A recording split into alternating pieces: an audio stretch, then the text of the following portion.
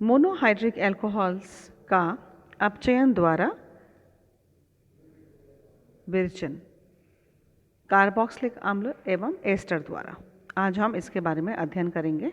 तो monohydric alcohols का हम जो प्रिपरेशन करते हैं एल्डिहाइड और कीटोन द्वारा, तो हम सोडियम बोरोहाइड्रेट से आसानी से उसका प्रिपरेशन कर सकते हैं। हमें एल्डिहाइड से जो है प्राइमरी एल्कोहल मिलता है और कीटोन से हमें सेकेंडरी एल्कोहल मिलता है। ये हम पिछले लेक्चर में देख चुके हैं। आज हम कार्बोक्सिलिक अम्ल से लिथियम एल्यूमिनियम हाइड्राइड, जो कि एक प्रबल अपचायक है, उससे हम इसकी अभिक्रिया देखेंगे, क्योंकि कार्बोक्सिलिक अम्ल जो है उसका अपचयन बहुत कठिन होता है। तो हमें ऐसा अपचायक चाहिए जो बहुत प्रबल हो, बहुत स्ट्रॉन्ग हो। तो उसके लिए हम लेते हैं लिथियम एल्यूमिनियम हाइड्राइड और आज हम उससे इसका अपचयन की और रिडक्शन की रिएक्शंस को देखते हैं।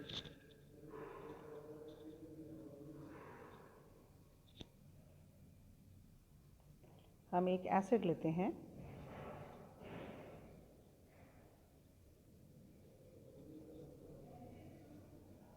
दिस इज 2,2-डाइमिथाइल प्रोपेनोइक अम्ल, और अगर इसका अपचयन करवाया जाए by lithium aluminium hydride in the presence of ether and फिर हम इसकी वाटर से अभिक्रिया करवाएं, तो जो हमें प्रोडक्ट मिलता है वो हमें मिलता है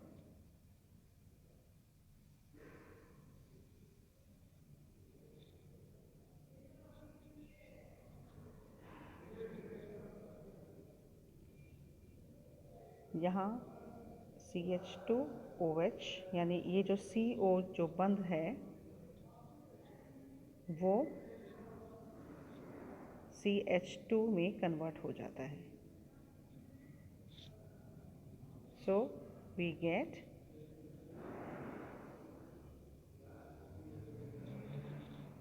CH2OH.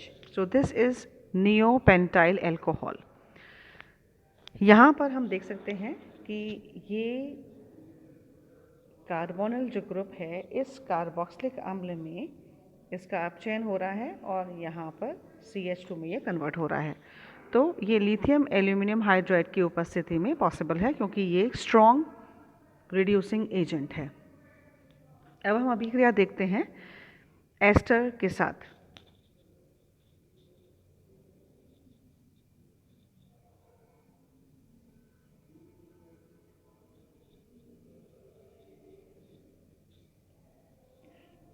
उसी तरीके से हम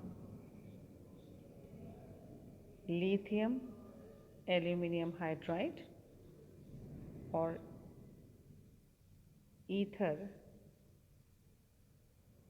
और जल की उपस्थिति में इसकी अभिक्रिया करवाते हैं, तो हमें जो प्रोडक्ट मिलता है वो मिलता है RCH2OH and R-OH.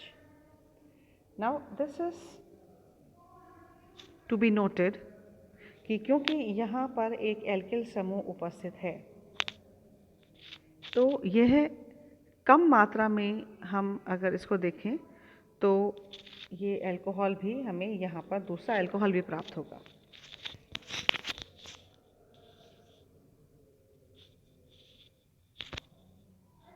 Now let us see how it happens.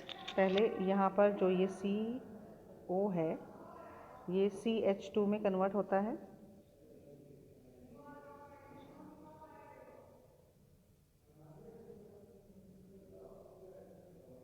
और जल अपघटन इसका जब होता है तो हमें एक इधर H और इधर OH इसके जुड़ जाता है, तो we get R-OH and then RCH2OH प्राप्त होता है। तो दिस इज द प्रोडक्ट। दो टाइप के एल्कोहल्स हमें यहाँ पर मिल जाते हैं and again they are monohydric alcohol, यानी सिर्फ एक ही OH उपस्थित होगा।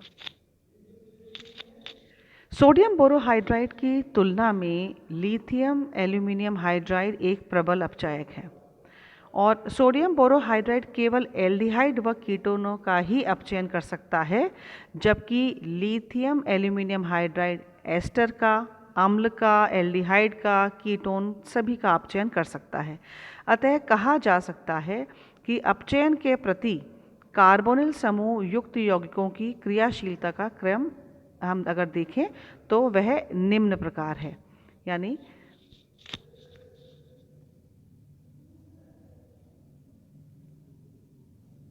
लिथियम एल्यूमिनियम हाइड्राइड द्वारा यदि अपचयन होता है तो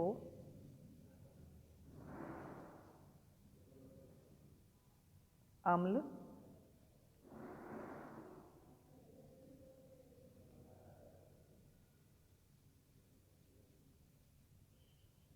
then ester, then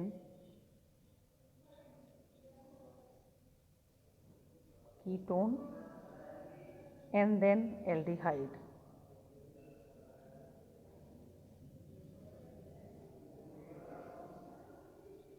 तो ये तो लिथियम एल्यूमिनियम हाइड्राइड के अनुसार अगर अपन देखें तो एल्डिहाइड बहुत आसानी से या बहुत जल्दी इसका अपचयन हो जाएगा, देन कीटोन का, और फिर उसके बाद सबसे कम जो चांसेस होते हैं वो अम्ल के होते हैं। तो लिथियम एल्यूमिनियम हाइड्राइड जो है वो चारों का ही अपचयन कर सकता है, लेकिन सबसे आसानी से जो करेगा वो एल्डिहाइड का, और थोड़ा स्ट्रॉन्ग रिएजेंट है तो वो अम्ल का भी कर देगा। लेकिन अगर हम सोडियम बोरोहाइड्राइड द्वारा अपचयन देखें तो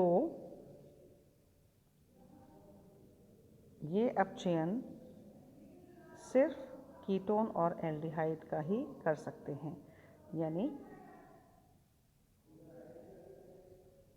सोडियम बोरोहाइड्राइड ये इनका ही अपचयन कर सकता है।